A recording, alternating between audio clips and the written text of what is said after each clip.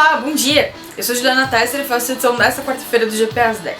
Bom, o assunto de hoje é a temporada de estreia de Jorge Lorenzo com a Honda. Acho que ninguém, nem que tivesse acordado num dia muito errado, iria imaginar que o primeiro ano do espanhol com essa moto, né, que é uma moto tão vitoriosa, fosse ser tão difícil. Até aqui ele não conseguiu nenhum top 10 e tem como melhor resultado um 11º lugar no Grande Prêmio da França. Ele só soma 23 pontos ao longo do ano, tem a 19ª colocação no Mundial e 277 pontos de atraso em relação ao Marc Marquez, que além de ser companheiro de equipe dele, né, é o líder da temporada. Se a gente olhar a tabela, o Lorenzo aparece à frente apenas de Tito Rabat, Stefan Bradl, Michele Pirro, Sylvain Guintoli, Raffi Arin, Karel Abraham, Bradley Smith e Mika Kallio. A maioria desses pilotos, como vocês podem ver, não foram pilotos que tiveram na temporada regular, né? Não foram pilotos que disputaram todas as corridas. Alguns fizeram apenas uma ou outra prova como convidados. O Mika Kallio acabou de assumir o posto do Johan Zarco, fez a primeira prova dele, ainda não pontuou. Então é o único cara que tem muito menos, né, experiência ali que os demais. Mas de qualquer forma, o Lorenzo não pertence a esse lugar. Ele não pertence a essa parte da tabela, ele não pertence a esse mundo.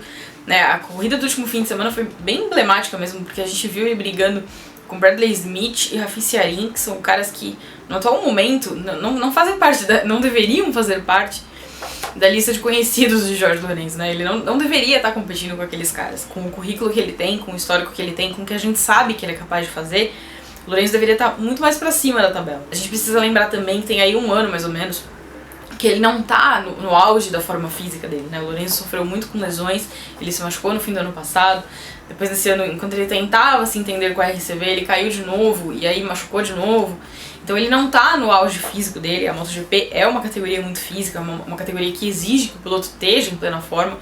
Então isso, claro, tem um impacto aí nessa dificuldade dele, mas não deixa de chamar a atenção, né? Eu acho que quando ele teve as dificuldades que ele teve na Ducati, pegou todo mundo de surpresa, claro, mas a Ducati historicamente é uma moto mais difícil, né? É uma moto que tudo que a gente viu do histórico da Ducati, ela destruiu basicamente todos os pilotos que ousaram subir nela, né? Ela não foi legal com o Raiden, ela não foi legal com o Rossi. Então quando ele teve dificuldade ali na Ducati, acho que todo mundo meio que falou assim, só a Ducati sendo a Ducati. Mas quando ele foi pra Honda, acho que isso sim chega como surpresa, né? É a moto campeã nos últimos anos, é uma moto que na mão do Marc Marquez não tem muito o que reclamar. Mas é uma moto que pra ele não funciona, que pra ele não encaixou. E aí eu separei aqui algumas frases que ele disse nesse fim de semana, que eu acho que são coisas que mostram bem qual é a situação, né? Perguntaram pra ele muito em relação ao Johan Zarco, que decidiu abrir mão do contrato dele com a KTM, porque ele não tava feliz em cima da moto. E aí uma coisa que ele falou assim, quando você se acostuma com a Yamaha, é difícil você subir em uma moto muito diferente. Então aí a gente entende um pouco, né, ele passou anos com a Yamaha, foi vitorioso com a Yamaha, foi campeão com a Yamaha, e aí no primeiro choque dele de ir pra Ducati, sentiu uma diferença. Claro que, acho que agora a Yamaha também é uma vida muito distante pra ele, né, já faz muito tempo que aquilo aconteceu, então acho que a Ducati era uma realidade mais recente e ele também sentiu esse impacto. Mas também explica, né, ele foi um cara criado dentro da Yamaha, que é uma moto reconhecidamente mais dócil, mais fácil para os pilotos, tanto que a gente vê os novatos que normalmente se casam bem com a M1, né. Outra coisa que ele disse, um piloto competitivo não pode ficar feliz terminando tão atrás. É óbvio que ele não está satisfeito com o resultado que ele está obtendo, né. Eu acho que um cara que estava acostumado a brigar do jeito que ele brigava, a gente chegou a ver milhares de corridas, centenas de corridas, onde o Lorenzo largava na ponta e ninguém mais via, porque ele simplesmente disparava e eram as corridas mais chatas que podiam ter, porque ele sumia, ninguém pegava e aí não tinha o que fazer. E, né, como ele vai se acostumar a terminar a corrida em 15º, sei lá, não vai, não é esse o mundo dele, né, não faz parte da realidade que ele construiu pra ele, e também não faz parte para as pessoas assistindo, né, a gente chegou a ver nesse fim de semana, teve treino que ele terminou em último, né, não é o lugar dele, ele tá absolutamente fora do que a gente esperava. O chefe da Honda deu uma entrevista dizendo que o problema do Lorenzo não é a moto, é que falta coragem, não sei o que lá. Vamos debater Alberto Puig em outro momento, mas o Puig sempre foi esse cara sincerão, né? Acontecia muito e tem acontecido com frequência também.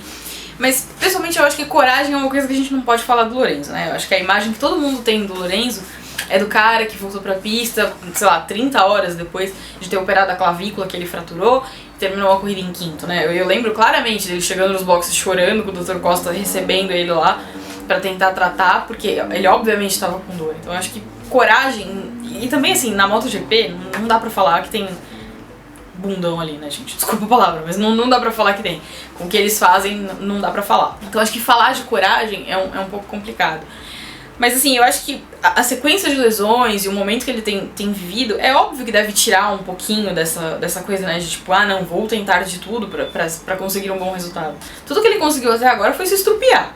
Porque ele não conseguiu nada de efetivamente positivo, né? Ele quebrou aqui, quebrou ali, quebrou acolá, então, né, é normal que às vezes, sei lá, instinto de sobrevivência todo mundo que tem, em algum momento deve aparecer pra piloto também.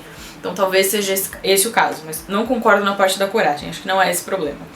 Outra coisa que ele frisou bastante é que ele não pensa na possibilidade de desistir. Ele não quer fazer o que o Zarco fez de pedir para ser liberado na metade do contrato. De novo, né, com o que a gente conhece do Lorenzo, com o perfil do Lorenzo, ele não me parece mesmo ser o cara que vai abrir mão e falar assim, ah não, ok, não consegui, vou embora. Pelo menos não na metade do contrato. Acho que talvez ele tente até o final e aí depois vai chegar lá e falar assim, gente, não deu, eu vou fazer outra coisa. Aí vai pegar outro problema, né? Que outra coisa ele vai fazer? Pra onde iria Jorge Lorenzo? Um leitor comentou comigo esses dias que queria muito ver o Lorenzo na Suzuki. Acho que seria uma ótima opção, não acho que vai acontecer. Seria uma ótima opção porque é uma moto que historicamente tem alguma semelhança com a Yamaha e tudo mais, é uma moto mais doce e tudo mais. Então talvez ele se adaptasse melhor à moto japonesa de novo.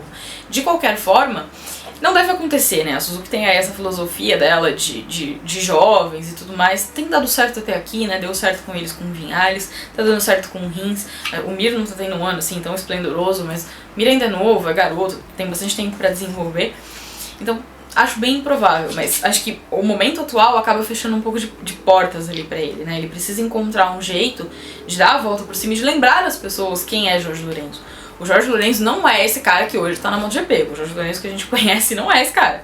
O Jorge Lorenzo que a gente conhece é aquele que brigou no ano passado, teimou e conseguiu domar a Ducati, ainda que não tenha sido pra brigar pelo título, mas que conseguiu vencer com aquela moto. Esse é o Jorge Lorenzo. Esse cara de hoje é um cara que tá machucado, que não tá em forma, que tá, tipo, longe, absolutamente longe do melhor que ele pode oferecer. Se ele ainda vai conseguir encontrar isso, a gente não sabe, né? Restam poucas corridas, são alguns circuitos interessantes, algumas coisas diferentes podem acontecer, especialmente nessa rodada asiática da temporada. Então talvez a gente veja alguma melhora. De qualquer forma, ainda que ele consiga melhorar daqui pra lá, o balanço da temporada é ruim, né? É negativo pelos resultados, é negativo pelo que fez ao corpo dele, porque machucou demais. Então, de repente, assim, vamos terminar o ano e tentar voltar diferente pra 2020, né? É claro que a Honda vai ser, de novo, uma moto que atende às necessidades do Mark Marques. Não tem por que a Honda fazer alguma coisa diferente. Mas tem sido uma constante todos os pilotos da Honda, com exceção do Marques, terem dificuldades, né? O Puig disse essa semana, o problema é dos outros.